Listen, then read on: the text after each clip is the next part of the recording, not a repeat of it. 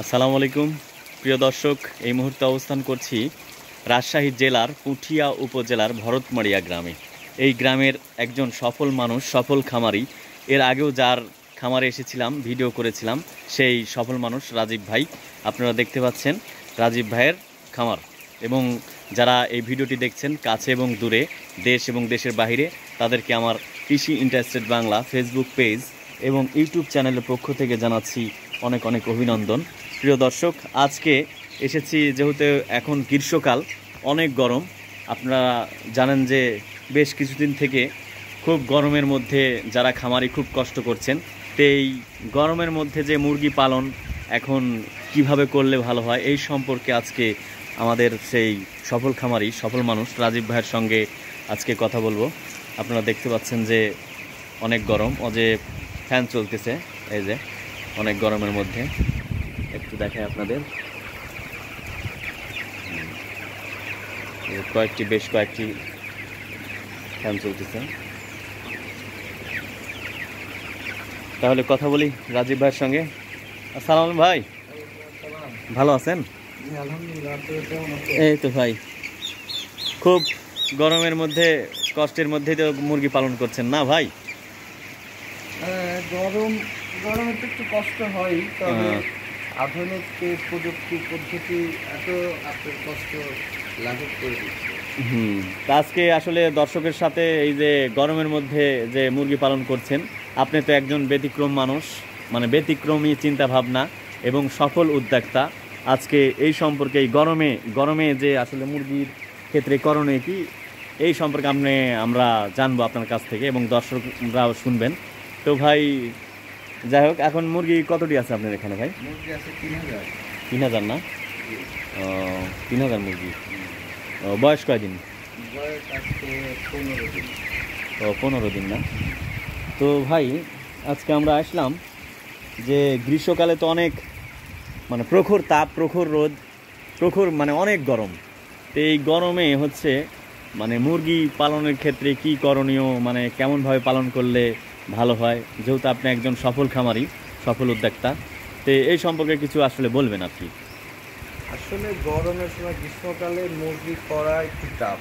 এখানে আমাদের উত্তরাঞ্চলের প্রেক্ষাপটে প্রায় 40-42 ডিগ্রি টেম্পারেচার। এই টেম্পারেচারে মুরগি এমনিতে 40-এর উপরে মুরগির বডির টেম্পারেচার হলেই সে স্ট্রোক করে ফেলবে। তো এখানে আসলে গরমকে তো আর আমরা নিয়ন্ত্রণ করতে পারবো না, কিন্তু আসলে এই খামারের পরিবেশ যাতে গরম না হয়, সেই ক্ষেত্রে আমাদের কিছু পদক্ষেপ নিতে হবে।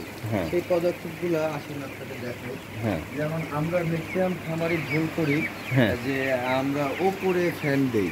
ওপরে যদি ফ্যান দেই তাহলে হবে কি, ওপরের যে গরম বাতাস সেটাকে নিচে দিয়ে দিবে, আর ওই বাতাসটা যদি আপনার মুরগির শরীরে পড়ে তাইলে তার শরীরের টেম্পারেচার আর আস্তে আস্তে। ও আচ্ছা আচ্ছা, তাই জন্য আপনি মানে ফ্যানটা মানে বাঁকা ভাবে মানে বেড়াতে লাগাইছেন না? ও, এই যে ভাইয়ের একটু ব্যতিক্রমী চিন্তা। দর্শক দেখছেন যে এই যে সিলিং ফ্যান আপনারা দেখছেন যে আমরা দেখি যে সচরাচর মানে যেটা চাতালে আর কি মানে লাগায়, কিন্তু আজকে এই খামারে আপনারা দেখছেন যে ব্যতিক্রম যে ভাইয়ের যে চিন্তা ভাবনা, এটা আপনারা বুঝতে পারছেন।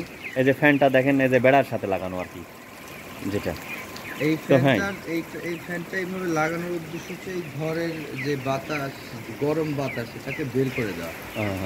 আসলে তো মুরগি আর আমাদের মধ্যে ডিফারেন্স আছে। তো আমাদের লোমের গোড়া দিয়ে তো আমাদের ঘাম বের হয়, আমাদের গরম বের হয়, মুরগির তো সেটা বের হয় না। এই জন্য এই ঘর থেকে যত ঘরের পরিবেশ ঠান্ডা রাখা যায় ততই ভালো। আর এর সঙ্গে আপনার আরো কিছু করতে হবে। আমি আপনাকে দেখাই, বাইরে আসবেন। অবশ্যই অবশ্যই। টিনটাকে ঠান্ডা রাখা। টিনটাকে ঠান্ডা আপনারা আরেকটা পদক্ষেপ নিতে পারেন। সেটা হচ্ছে কৃত্রিম বৃষ্টির ব্যবস্থা, মানে একবারে ঝর্ণার মতো আর কি।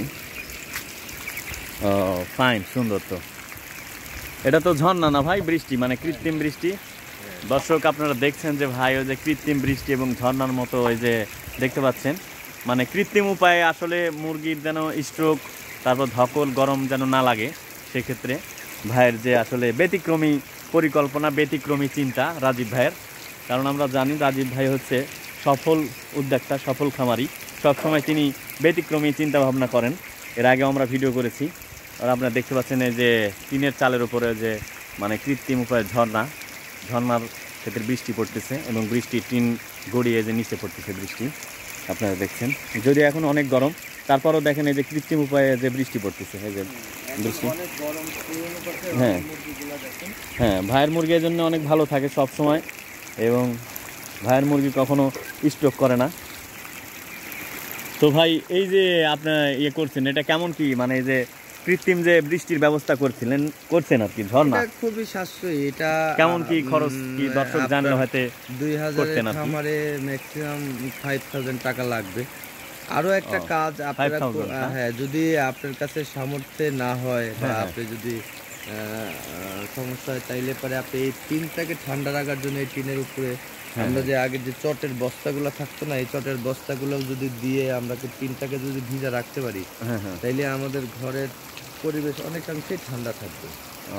আচ্ছা, না সুন্দর আসলে। মূলত প্রতিকারের চাইতে প্রতিরোধটাই আসলে মানে সেক্টরের জন্য বেশি দরকার। আমার মুরগি যদি স্ট্রেস খায়, স্ট্রেসের পরে তারপরে সর্বশেষ ফাইনাল স্টেজ হচ্ছে যে স্ট্রোক। এখন আমি যদি ফাইনাল স্টেজে যাওয়ার পরে যদি ট্রিটমেন্টটা দেই, তাইলে পরে তো আমার হয়তো বা 10টা মুরগি স্ট্রোক করা থেকে বাঁচলো, কিন্তু সবগুলো মুরগি তো ধকলে পড়লো। আবার কারণ স্ট্রোক করলে তো আসলে 50% বাঁচার সম্ভাবনা। সমস্যার শুরুতেই যদি আমরা সমাধান আনতে পারি আমরা, তাইলে পরে আমাদের এখানে হাইট কিছু ব্যাপার থাকে, হিডেন, আর এই হিডেন সমস্যাগুলো আমরা যখন আইডেন্টিফাই করতে না পারি তখন আমরা খামারে লস করি। এই জন্য আপনার আমার সবসময় চিন্তা করতে হবে যে আসলে ব্যতিক্রমী চিন্তা না করলে আপনি খামারকে রাখতে পারবেন না। এই চিন্তাটা আপনি কোথাও দেখেছিলেন না নিজের মধ্যে, কিভাবে উদয় হলো আপনার এই যে আপনার যে কৃত্রিম উপায়ে ঝর্ণা বৃষ্টি?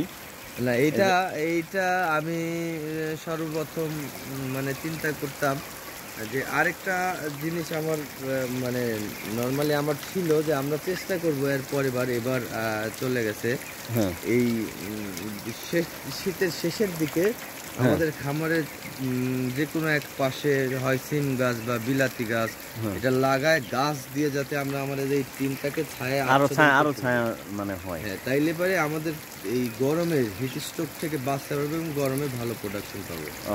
ভালো, আসলে আপনার ব্যতিক্রমী চিন্তা ভাবনা, কারণ এরকম চিন্তা ভাবনা তো মানে কারো এরকম খুব কম মানুষেরই থাকে দেখি, কারণ অনেক খামারই তো ভিডিও করে আমি। হইতে গেলে আপনাকে অবশ্যই এটা নিয়ে ভাবতে হবে, আপনাকে শ্রম দিতে হবে। যাই হোক, তাহলে এটা তো খরচ তো বেশি না, আপনি যে বললেন 5000 মানে 5000 টাকা, 2000 মুরগির সেটে 5000 টাকার মতো, তাহলে তো খুব বেশি না, কম দিক দিয়ে খরচ আর কি। দর্শক আপনারা দেখছেন যে আবার তারপর আপনাদের আরও দেখাই যে কৃত্রিম উপায়ে বৃষ্টি কি ভাই, না দেখাচ্ছি দর্শকে যে বৃষ্টি পড়তেছে, হ্যাঁ কৃত্রিম উপায়ে বৃষ্টি। তো দর্শক আজ এ পর্যন্তই, ভালো থাকুন, সুস্থ থাকুন, সুন্দর থাকুন, আবারও নতুন কোনো ভিডিও নিয়ে আপনাদের সামনে হাজির হব। আজ এ পর্যন্তই, আল্লাহ হাফেজ।